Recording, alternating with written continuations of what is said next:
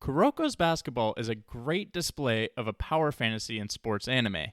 But who would the generation of miracles, and Kagami, relate to most in NBA history? To set some guidelines for my comparisons, I'm not basing this off real-life stats or off-the-court attributes. These comparisons will be made purely on the skills shown on the court, so let's get started. First off is Kuroko, the main character. Throughout the show, he shows off his insane passing ability and vision as he effortlessly creates easy buckets for teammates.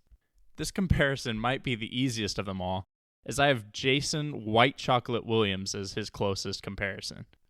Although not a top point guard during his playing days, Williams became a fan favorite with his flashy passes. White Chocolate was known for his signature elbow pass, which was later seen in the anime as well. Although Williams never had a Kagami-like player to set up, he did play with superstars including Chris Webber, Dwayne Wade, and, not so prime Shaq. Secondly, we have Kagami. Known for his jumping ability and athleticism throughout the show, there was nobody better at shattering the rim throughout his dunks. The comparison to a young Clippers Blake Griffin is obvious. Blake came into his second year due to an injury in his first and was absolutely dominant in the post, making defenders look silly as he jumped over them and put them on posters. The Lob City days of Chris Paul, Blake Griffin, DeAndre Jordan sum up the relationship that Kuroko and Kagami have in the show, as alley-oops and crazy dunks were the main focus here. What sadly might compare them even more is their knee problems that they faced throughout their careers. Next, we have Aomine. Aomine is the best pure scorer we see in this show. He's quick with great dribble moves and hits incredibly difficult shots. The comparison that comes most to mind is Kevin Durant. KD might be one of the best scorers we've ever seen in NBA history, especially in his days in OKC. Like KD, Aomine could get open from anywhere on the court and was most dangerous in isolation. The spot-up shooting from KD and Aomine is also a perfect match. I've seen comparisons to LeBron, Kobe, MJ, but KD fits the mold better in my mind. KD gets most of his shots with his shiftiness and length, much like Aomine. LeBron, a little bit more physically dominant and hits difficult shots, but not near the quick and agile player that Aomine is. Kobe and MJ are both smaller in stature than Aomine is in my mind.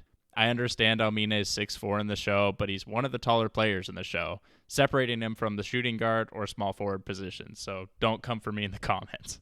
Speaking of guards, the next player we have is Kisei. Kisei's game of copying other players is evident. He takes the move he sees and makes them his own, sometimes even making the move better and overpowering his opponent with the original move. The player that comes to mind when copying is involved is Kobe. Kobe had a lot of inspiration from MJ and clearly resembled his game a ton. This is not a knock on Kobe at all, but rather an appreciation of being able to take moves from arguably the best player in NBA history and do them correctly. Kisei and Kobe also play a similar position at shooting guard, and their scoring skill set is also alike. Kobe was more dominant in the NBA than Kisei is throughout the show, but we see Kisei can be the best player in the universe with his perfect copy and zone abilities, so who am I to say Kisei isn't the best player in the show? Midorima, a spot-up shooter that can hit shots from anywhere on the court. Literally, I am not kidding. As long as he's feeling lucky, he's not going to miss. I've seen a lot of comparisons to Steph Curry, but I just don't see it. Steph is shifty and usually hits off the dribble or comes off screens. Steph is also a point guard, whereas Midorima struck me as kind of a small forward or large shooting guard.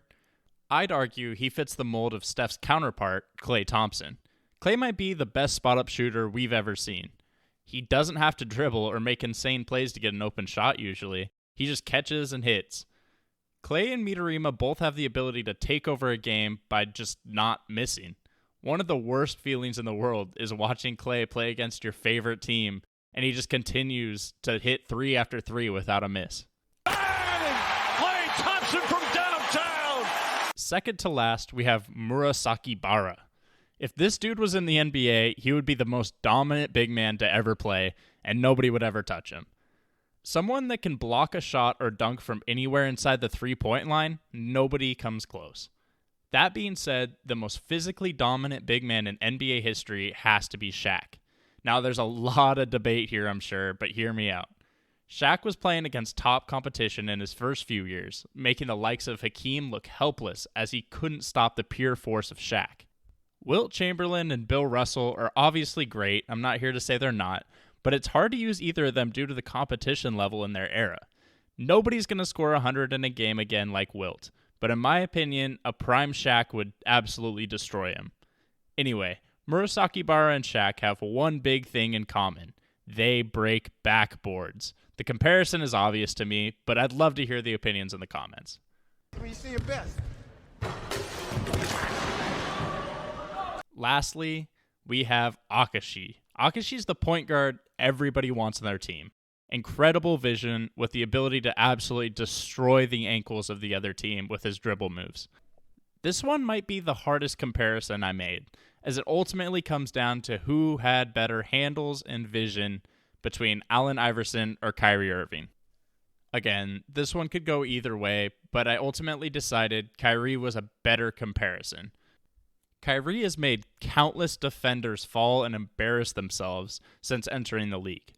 Although he doesn't have the court vision that some other NBA guards have, he's able to make up the necessary passes. There just isn't a great comparison to Akashi due to him being in a league of his own, but due to his handles, I think Kyrie comes the closest.